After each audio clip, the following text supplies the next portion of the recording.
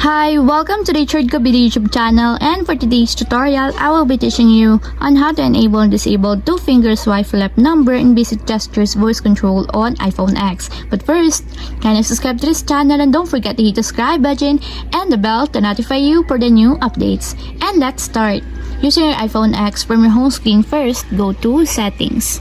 Then in the Settings, scroll down and find the Accessibility and then Top. Then in the Accessibility, scroll down again and go to Physical and Motor section and then tap the Voice Control. Then in this part in the Voice Control, go to this section and then tap the Customize Commands. Then in the Customize Commands, tap the Basic Gestures. And then in the Basic Gestures, scroll down again and then find and tap the two-finger swipe left number. Then in the two-finger swipe left number, as you can see that it is already enabled. But you have to activate also the switch button under the confirmation required to fully enable the two-finger swipe left number in basic gestures until it becomes green.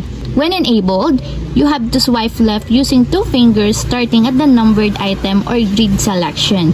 The item numbers or numbered grid overlay must be enabled to use this command. And if you want to disable or turn off, just tap again the switch button just like this.